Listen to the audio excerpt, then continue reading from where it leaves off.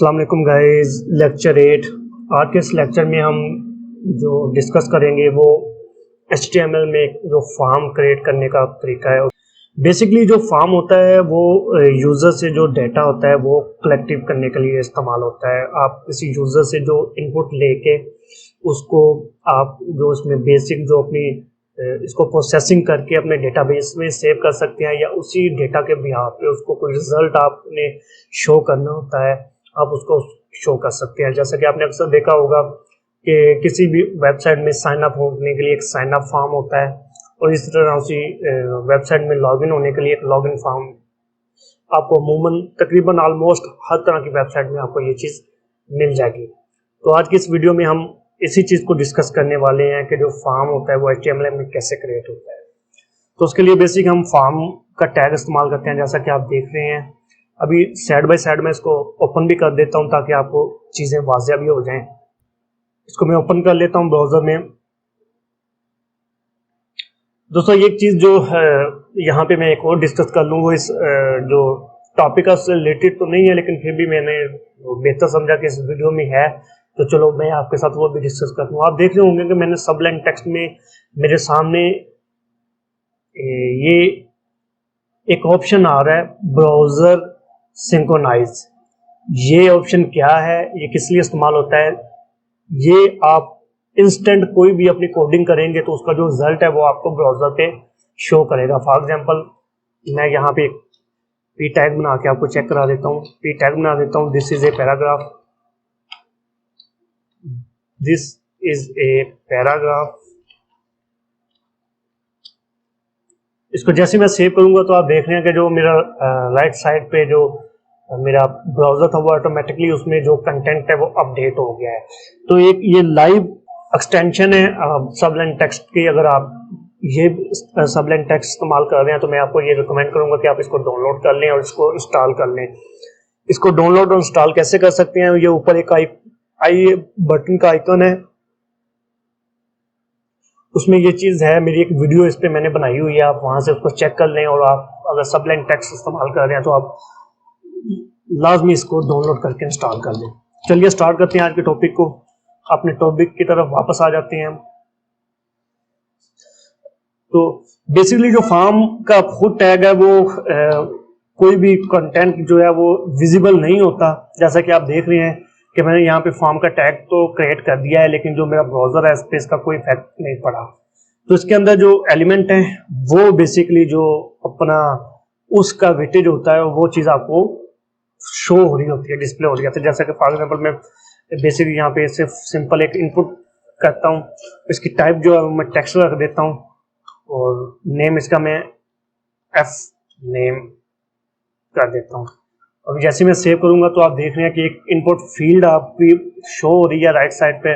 आप यहाँ पे क्लिक करके इसमें कोई भी जो डेटा है वो आप टाइप कर सकते हैं। तो ये क्या चीज़ है, इसको भी हम थोड़ी देर में डिस्कस करते हैं। फिलहाल मैं यहाँ पे एक पूरा फॉर्म का स्ट्रक्चर क्रिएट कर लेता हूँ, उसके बाद भी हम लाइन बाय लाइन उसको डिस्कस कर लेंगे कि क्या चीज़ है। तो फिलहाल यहाँ पे आप देखें मैं क्या कर रहा हूँ। फॉर एफ नेम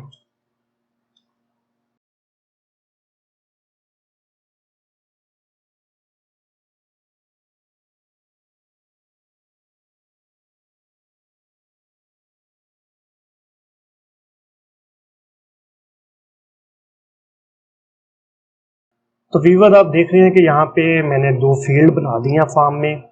एक फर्स्ट नेम की फील्ड है जिसमें आप फर्स्ट नेम ऊपर देख रहे हैं, दूसरी लास्ट नेम की फील्ड है।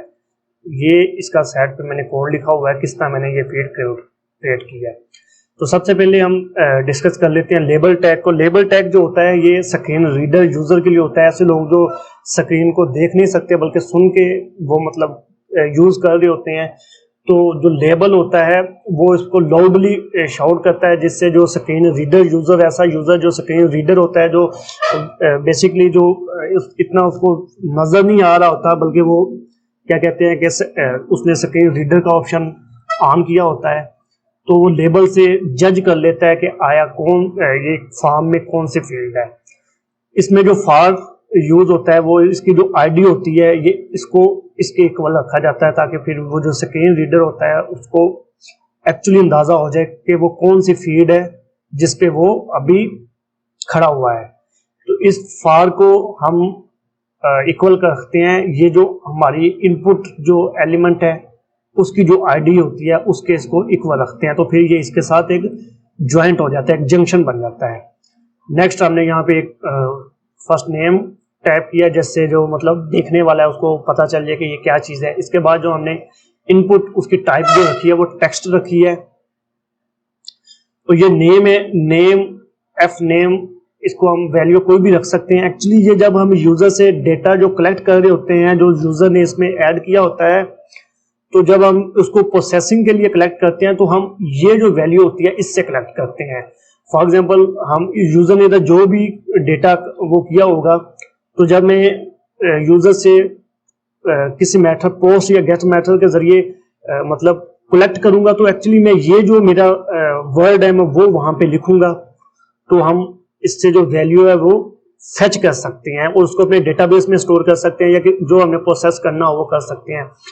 फिलहाल इस पे इतना कंफ्यूज नहीं होना, यहाँ मैं इसमें डिस्कस नहीं कर रहा हूँ, ये सिर्फ आपको बताने के लिए है, समझाने के लिए है। जब हम आगे जाएंगे PHP सेक्शन में, या हम एक फॉर्म प्रॉपर क्रिएट करेंगे या हम एक लॉगिन सिस्टम क्रिएट करेंगे, तो वहां आपको ये सारी चीज क्लियर हो जाएगी कि नेम का क्या रोल होता है। फिलहाल इसके लिए मतलब ये आप ऐसा रख लें कि आप इस आपकी जो इनपुट फीड होती है, जिस टाइप का आप डेटा ले रहे होते हैं, इसका जो नाम होता है वो आप उसके रेलिवेंट रखें। जैसा कि लास्ट नेम में मैंने एल नेम रखा है और इसका जो नेम है वो भी मैंने एल नेम रखा है। नेक्स्ट हम क्या करते हैं, अभी हम जो नेक्स्ट डिस्कस कर लेते हैं वो इनपुट जो हमारा एलिमेंट है उसमें जो टाइप है उसको सबसे पहले डिस्कस कर लेते हैं। जैसे कि अभी नेक्स्ट मैं एक पासवर्ड लेना चाहता हूं, यूजर से पासवर्ड कलेक्ट करना चाहता हूं, उसके लिए मैं यहां पे एक कॉपी कर लेता हूं। फॉर को मैं पासवर्ड सेट कर देता हूं, क्योंकि मैं जो इसकी आईडी है ये भी पासवर्ड सेट करूंगा। यहां पे मैं पासवर्ड लिख देता हूं ताकि पता चले कि ये पासवर्ड फीड है।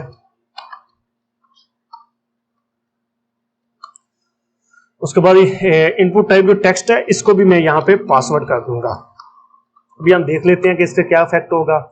और एल नेम इसको भी मैं पासवर्ड यहाँ पे सेट कर दूंगा। अभी आप देख रहे हैं कि जैसे जो इनपुट फील्ड में टाइप जो टेक्स्ट थी उसमें मैं कोई भी वर्ड कोई भी चीज टाइप करूंगा तो वो एज इट एज आपके सामने डिस्प्ले हो रही होगी। आप देख रहे हैं कि ये पहली जो मेरी फीड थी दो, इनमें मैंने इनपुट टाइप टेक्स्ट रखी थी। नेक्स्ट जो मैंने इनपुट टाइप है वो पासवर्ड रखी है। अभी इसमें मैं जो भी चीज टाइप करूंगा वो क्या कहते हैं कि वो अल्फाबेट या वो लेटर नहीं होगा, बल्कि वो उसको डॉट डॉट डॉट शो करेगा, ताकि जो कोई और अगर आपके अलावा कोई स्क्रीन देख रहा है तो उसको पता चले एक पासवर्ड की शेप में, जैसा कि अमूमन आपने देखा होगा। तो ये जस्ट जो हमारी टाइप होती है उसको पासवर्ड करने से ये इसको इनपुट जो है वो एज अ पासवर्ड शेप में ले लेता है।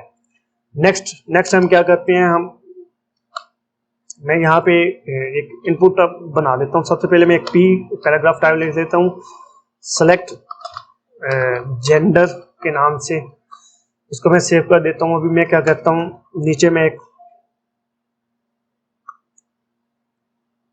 इसकी जो इनपुट टाइप है वो मैं क्या कर देता हूँ, रेडियो कर देता हूँ। इसकी आईडी में कर देता हूँ मेल, नेम भी इसका मैं जेंडर कर देता हूँ, और इसकी जो वैल्यू मैं यहाँ पे शुरू सेट करूंगा, वैल्यू इसकी मैं मेल सेट कर दूंगा। और मैं एक लेबल फील्ड इसके बाद ले लेता हूँ,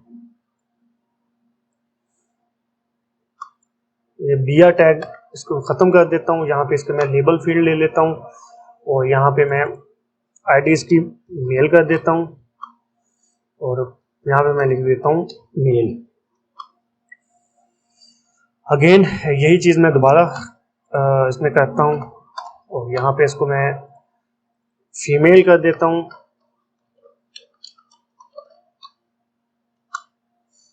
जेंडर नेम यही रहने देता हूँ, वैल्यू इसकी मैं फीमेल कर देता हूँ,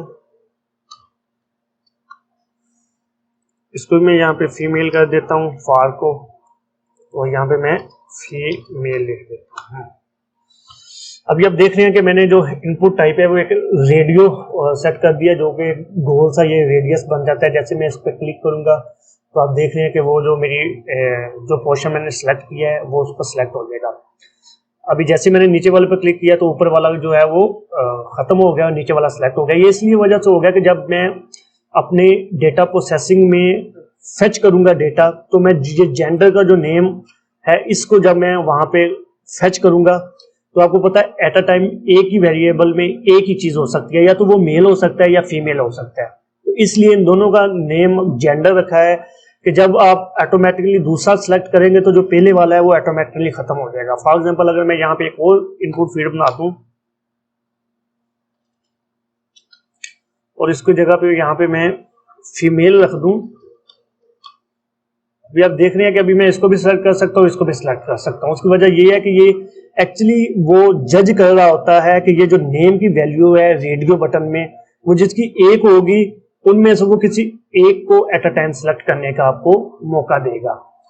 इसलिए इसकी हमने वैल्यू साथ इसको लिख देते हैं। जैसे कि आपने यहाँ पे देखा कि यहाँ पे इसमें हमने वैल्यू में इसकी जो वैल्यू है एक्चुअली वो हमने लिख दिया है। तो जब कोई इसको एक दफा कर दे, सेव कर देता हूं, तो जब से हम इस पे क्लिक करेंगे और हम अपने जो डेटा प्रोसेसिंग में फीमेल जेंडर को जब हम फेच करेंगे तो वो फीमेल की वैल्यू हमें ला के देगा। हालांकि ये भी नेम जेंडर है और ये भी नेम जेंडर है, लेकिन वो हमें जो वैल्यू देगा वो जो हमने यहाँ पे वैल्यू है वो देगा। इसकी वैल्यू जो है वो मेल है इस वाले रेडियो बटन की, इसकी, और इसकी जो वैल्यू है वो फीमेल है, जैसे कि आप देख रहे हैं। तो जैसे ही यूजर फीमेल पे क्लिक करेगा तो जैसे ही हम जेंडर को यहाँ पे प्रोसेस करेंगे तो वो हमें ये वाली वैल्यू ला के देगा, जिससे हमें पता चल जाएगा जो यूजर है उसने फीमेल को सिलेक्ट किया है। तो अभी इसी तरह का एक और इनपुट फील्ड मैं आपको थोड़ा सा चेक करवा देता हूँ।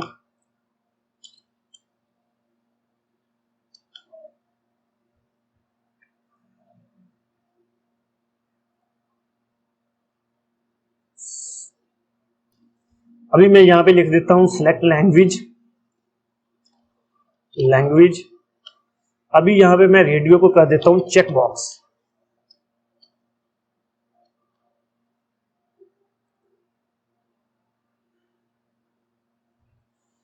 लैंग्वेज इसका भी नेम मैं लैंग्वेज कर देता हूं।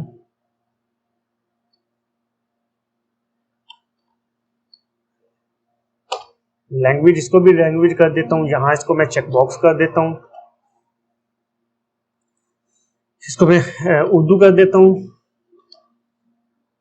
वैल्यूज की मैं उर्दू सेट कर देता हूं और ये फार इसको भी मैं बॉन्ड कर देता हूं उर्दू वाली के साथ। तो यहाँ पे इसको मैं लिख देता हूं उर्दू।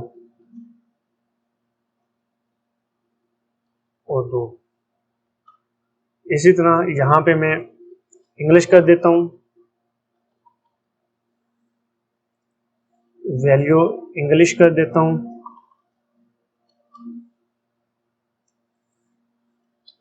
इंग्लिश, और यहां पे मैं लिख देता हूं इंग्लिश।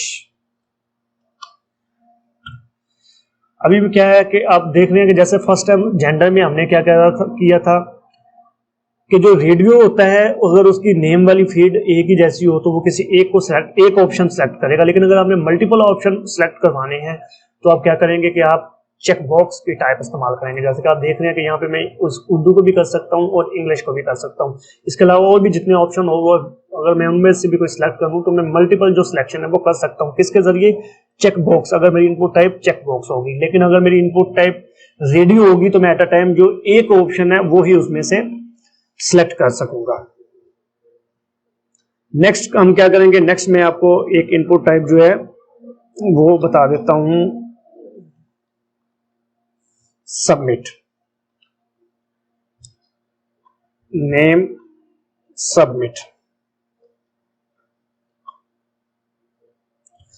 तो ये एक प्रॉपर फॉर्म बन गया है। इसको थोड़ा सा मैं और नीचे करने के लिए यहाँ पे एक और दफा ब्रेक का जो टैग है वो इस्तेमाल कर देता हूं। तो अब देख रहे हैं कि ये मेरे सामने एक छोटा सा फॉर्म क्रिएट हो गया है। अभी हम थोड़ा सा और इनपुट फील्ड को डिस्कस करने से पहले मैंने बेहतर समझा कि यहाँ पे आपको एक छोटी सी चीज बता दूं।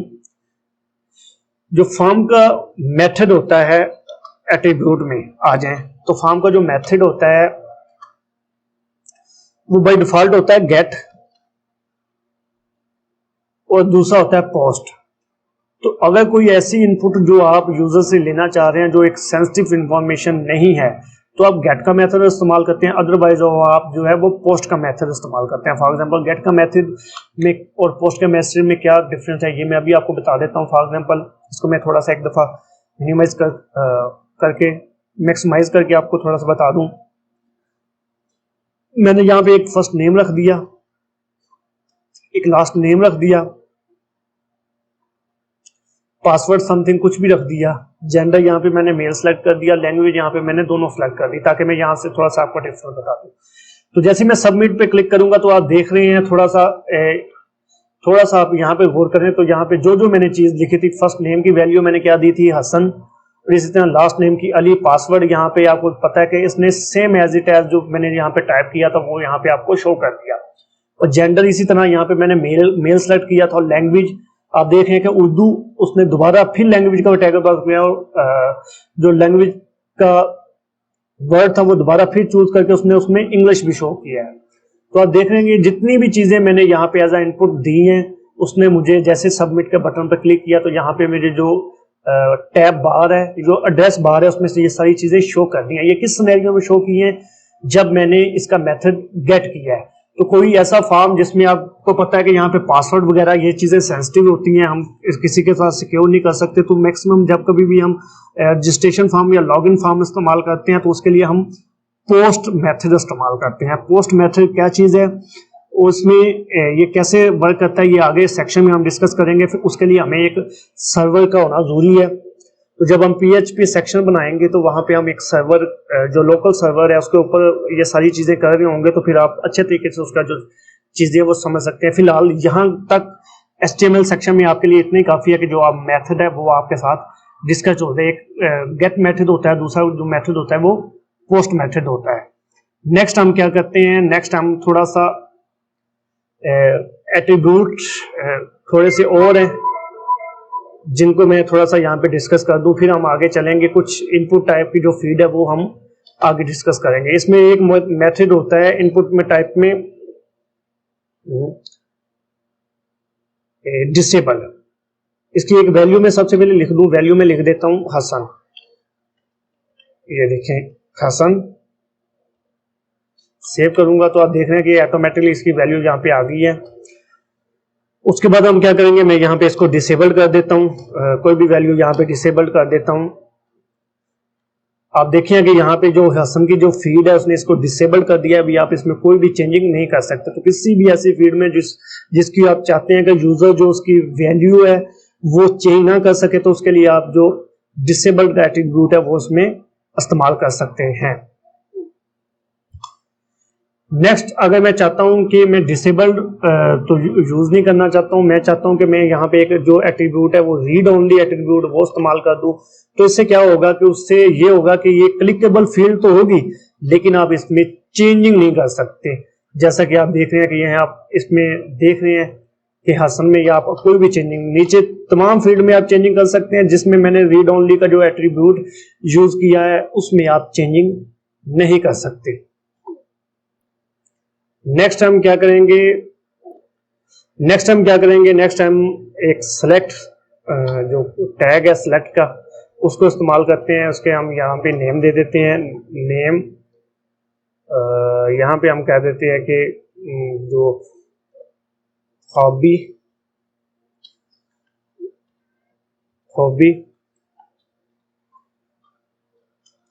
उसके बाद यहाँ पे हम ऑप्शन लिखना शुरू कर देते हैं, सॉरी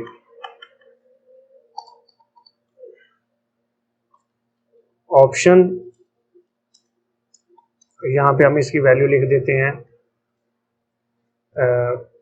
गेमिंग, यहाँ पे इसकी वैल्यू भी हम गेमिंग कर देते हैं। इसी तरह नेक्स्ट ऑप्शन को 2-3 दफा कॉपी कर लेते हैं।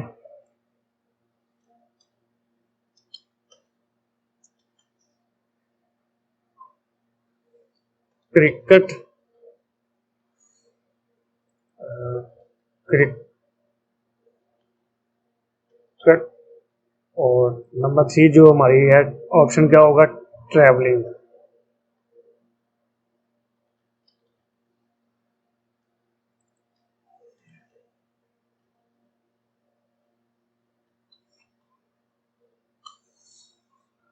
इसको हम ब्रेक कर दे देते हैं यहाँ पे, दिया ब्रेक, एक और ब्रेक कर देते हैं यहाँ पे। अभी आप देख रहे हैं कि इसके आगे लेबल भी इसके साथ लगा दें ताकि हमें थोड़ा सा वाज़ेह हो जाए। थोड़ा सा इसको मैं यहाँ पे कमेंट भी कर देता हूँ कि सेलेक्ट ऑप्शन। दोस्तों ये वीडियो थोड़ी सी लंबी हो जाएगी, परेशान नहीं होना, ये फॉर्म बहुत सीखना बहुत ज़रूरी है, इसलिए मैं चाहता हूँ कि कोई भी चीज़ इसमें रह ना जाए, इसलिए थोड़ी सी ये वीडियो लंबी हो जाएगी, इससे परेशान आपने बिल्कुल नहीं होना। तो यहाँ पे मैं लेबल कर देता हूँ इसको फॉर क्या कहते हैं, हॉबी। और यहाँ इसकी जो आईडी है वो भी मैं हॉबी सेट कर देता हूँ। और यहाँ पे मैं लिख देता हूँ सेलेक्ट योर हॉबी। इसको यहाँ पे मैं ब्रेक कर देता हूँ या ताकि ये नीचे वाली लाइन में आ जाए। तो आप देख रहे हैं कि अगर आपने यहाँ पे कोई भी अपनी हॉबी वगैरह सेलेक्ट करनी हो या इस तरह कोई एक ऑप्शन यहाँ पे अपने यूज़र को देने हो, तो आप इस तरह जो सिलेक्ट का जो एलिमेंट है वो आप यूज़ कर सकते हैं। जैसे कि आप देख रहे हैं इसमें आप मल्टीपल जो ऑप्शन है वो भी आप क्रिएट कर सकते हैं। नेक्स्ट जो चीज़ मैं यहाँ पे आपको जो इनपुट फील्ड है वो बताना चाह रहा हूँ वो क्या है, वो है टेक्स्ट एरिया। टेक्स्ट एरिया आप इसी तरह एक टेक्स्ट एरिया भी क्रिएट कर सकते हैं। इसको मैं ब्रेक कर दूं। टेक्स्ट एरिया में जो यहाँ पे नेम है वो मैं मैसेज कोई भी लिख सकता हूँ। तो इसको भी यहाँ पे मैं लेबल के साथ बाउंड कर देता हूँ। लेबल यहाँ पे मैं मैसेज, और यहाँ पे मैं type your message.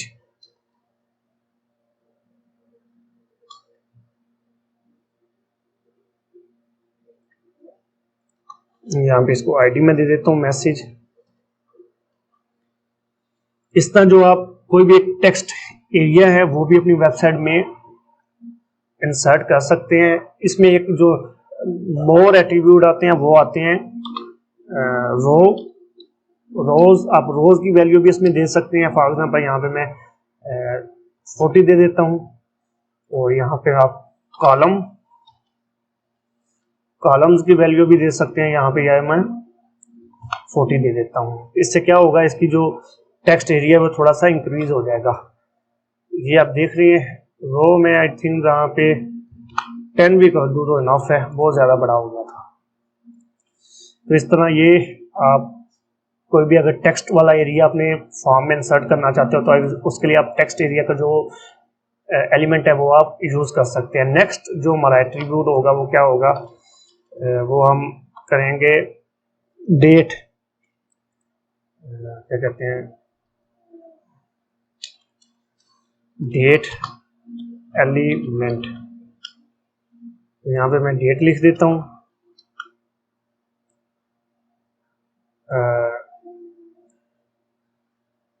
Add your date of birth, ये एक मैसेज में यहाँ पे लिख देता हूँ। उसके बाद यहाँ पे मैं इसको रेज करके इनपुट टाइप जो है वो यहाँ पे मैं डेट कर देता हूँ।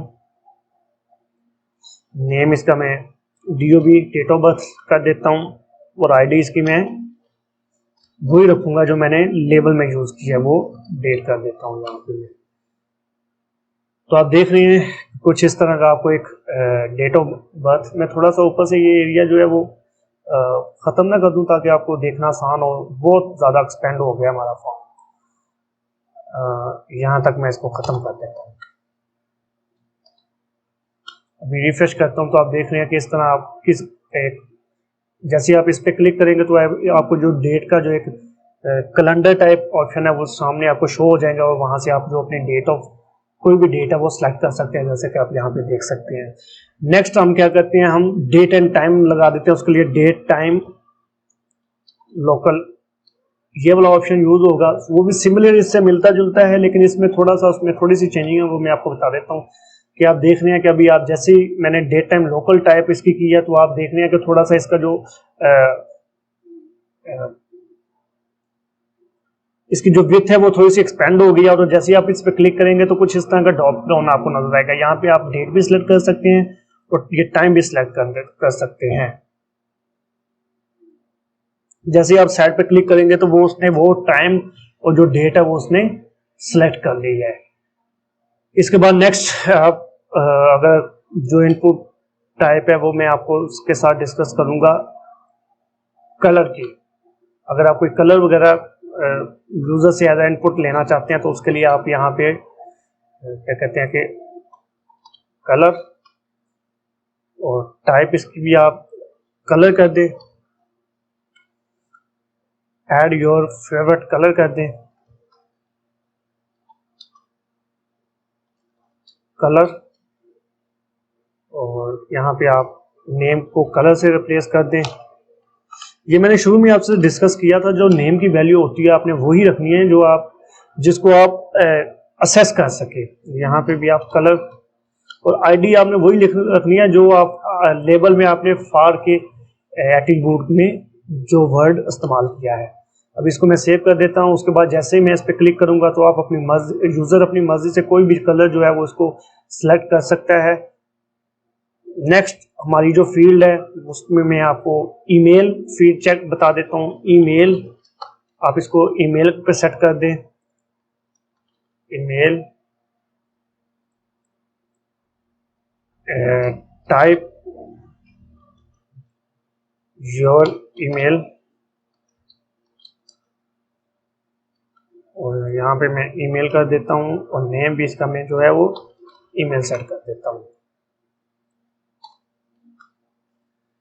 अभी ये क्या चीज़ है, इसमें आप जैसे ही कोई भी चीज़ फॉर एग्जांपल करेंगे, आपने देखा कि मैंने एक सिंपल सा टेक्स्ट लिखा, उसके बाद जैसे मैं सबमिट करूंगा तो आप देख रहे हैं कि इसने मुझे एक प्रॉपर जो एक एरर मैसेज है वो शो कर दिया है और मेरा फॉर्म जो है वो सबमिट नहीं हो सका, क्योंकि उसने बताया कि आप ये जो आपने टेक्स्ट ऐड किया ये ईमेल नहीं है, क्योंकि ईमेल में @ लाजमी यूज होता है। इसलिए उसने कहा कि इसको एज अ ईमेल की जो फॉर्म है उसमें आप लिखें।